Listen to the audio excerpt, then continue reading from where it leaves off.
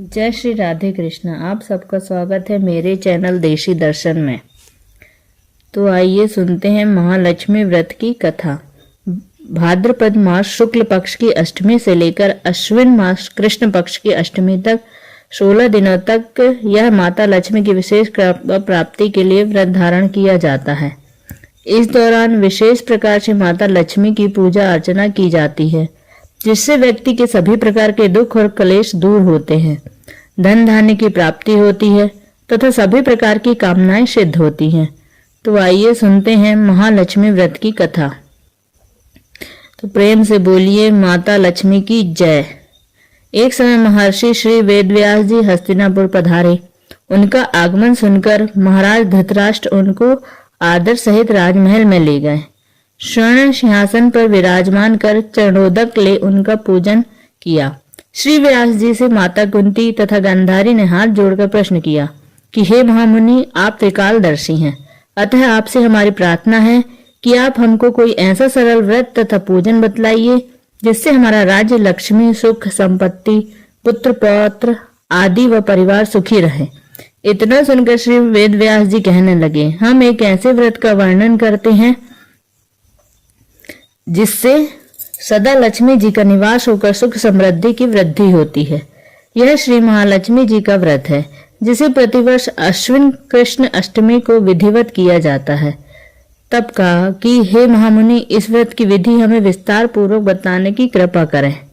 तब व्यास जी बोले कि हे देवी, यह व्रत भाद्रपद शुक्ल अष्टमी से प्रारंभ किया जाता है।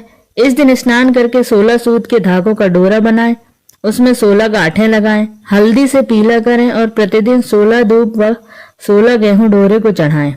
और अश्विन यानी कि कुंवार कृष्ण की अष्टमी के दिन उपवास रखकर मिट्टी के हाथी पर श्री लक्ष्मी जी की प्रतिमा स्थापित कर विधिवत पूजन करें। इस प्रकार श्रद्धा भक्ति सहित महालक्ष्मी जी का व्रत पूजन करने से आप लोगों की राज्य लक्ष्मी सदा अभिवृद्धि होती रहेगी। इस प्रकार व्रत का विधान बतलाकर श्री वेदव्यास जी अपने आश्रम की ओर प्रस्थान कर गए। इधर समय के अनुसार भाद्रपद शुक्ल अष्टमी से गांधारी तथा कुंती अपने अपने महलों में नगर की स्त्रियों सहित व्रत का आरंभ करने लगी। इस प्रकार 15 दिन बीत गए। 16वें दिन अश्विन कृष्ण अष्टमी के दिन गांधारी ने नगर की सभी प्रतिष्ठित महिलाओं को पूजन के लिए अपने महल में बुलवा लिया। माता कुंती के यहाँ कोई भी महिला पूजन के लिए नहीं आई, साथ ही माता कुंती को भी गांधारी ने नहीं बुलाया। ऐसा करने से माता कुंती ने अपना बड़ा अपमान समझा। उन्होंने पूजन की कोई तैयारी नहीं की और उदास होकर बैठ गए। जब पांचों पांडव युधिष्ठिर, अर्जुन, भीम, नकुल और सहदेव महल में आए तो कुंती को उदास देखकर पूछा कि हे माता, आप इस प्रकार उदास क्यों हैं? आपने पूजन की तैयारी क्यों नहीं की? तब माता कुंती ने कहा कि हे पुत्र, आज महालक्ष्मी जी का व्रत का उत्सव गांधारी के महल में मनाया जा रहा है।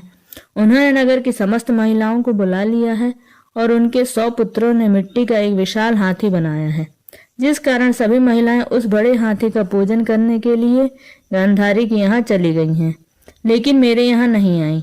यह सुनकर अर्जुन ने कहा, हे माता, आप पूजन की तैयारी करें और नगर में बुलावा लगवा दें कि हमारे यहाँ स्वर्ग के ऐरावत हाथी की पूजा होगी। इधर माता कुंती ने नगर में ढिंढोरा पिटवा दिया और पूजा की विशाल तैयारी होने लगी। उधर अर्जुन ने स्वर्ग से ऐरावत हाथी को बुलवा लिया। इधर सारे नगर में शोर मच गया कि कुंती के महल में स्वर्ग से इंद्र का ऐरावत हाथी पृथ्वी पर उतार कर पूजा जाएगा। समाचार को सुनकर नगर के सभी नर नारी, बालक एवं वृद्धों की भीड़ एकत्रित होने लगी। उधर गांधारी के महल में हलचल मच गई। वहां एकत्र हुई सभी महिलाएं अपनी अपनी थालियां लेकर कुंती के महल की ओर जाने लगी। देखते ही देखते कुंती का सारा महल ठसाठस भर गया। माता कुंती ने ऐरावत को खड़ा करने हेतु अनेक रंगों के चौक पुरवाकर नवीन रेशमी वस्त्र बिछवा दिए।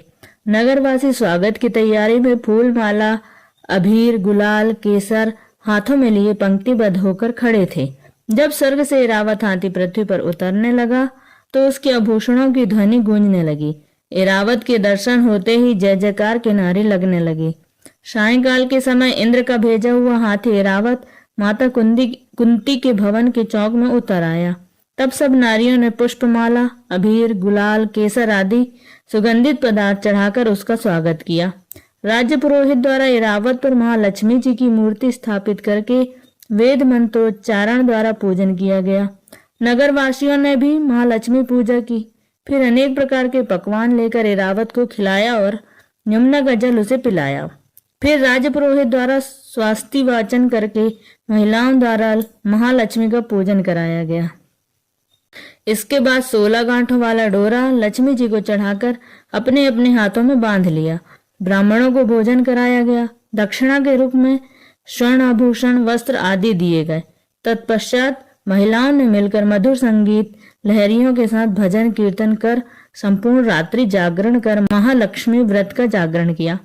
और फिर दूसरे दिन प्रातः राज्य पुरोहित द्वारा वेद मंत्रोच्चारण के साथ जलाशय में महालक्ष्मी जी की मूर्ति का विसर्जन किया गया। फिर ऐरावत को विदा कर इंद्रलोक को भेजा गया। इस प्रकार जो स्त्रियां श्री महालक्ष्मी जी का विधि पूर्वक व्रत एवं पूजन करती हैं, उनके घर धन धान्य से पूर्ण रहते हैं तथा उनके घर महालक्ष्मी जी का सदा निवास रहता है। इस हेतु महालक्ष्मी जी की यह स्तुति अवश्य करनी चाहिए। महालक्ष्मी नमस्तुभ्यम नमस्तुभ्यम सुरेश्वरी हरि प्रिय नमस्तुभ्यम नमस्तुभ्यम दयानिधि। तो बोलिए प्रेम से माता लक्ष्मी की जय, सर्व देवी देवताओं की जय। इसी प्रकार से जो भी भक्त सच्ची श्रद्धा के साथ नियम और निष्ठा के साथ भाद्रपद मास शुक्ल पक्ष की अष्टमी से लेकर के अश्विन मास कृष्ण पक्ष की अष्टमी तक 16 दिनों तक माता लक्ष्मी की प्रसन्नता के लिए व्रत को धारण करती है, इस दौरान उनका पूजन करती है, कथा श्रवण करती है, शुद्ध और सात्विकता का पालन करती है, प्रत्येक दिन दीप आदि का दान करती है, इससे माता लक्ष्मी की विशेष कृपा प्राप्त होती है, जिससे कि घर की सभी प्रकार के दुख और दरिद्रताएं दूर हो जाती है, घर में सुख समृद्धि का आगमन होता है और माता लक्ष्मी जी की कृपा से सभी प्रकार के मनोरथ की सिद्धि होती है। तो आशा करती हूँ कि यह जानकारी आपको अच्छी लगी होगी। इसी प्रकार से ज्ञानवर्धक जानकारियां प्राप्त करते रहने के लिए, व्रत पूजा के बारे में जानने के लिए और कथा को सुनने के लिए मेरे चैनल देसी दर्शन को सब्सक्राइब करें, लाइक करें और शेयर जरूर करें। धन्यवाद।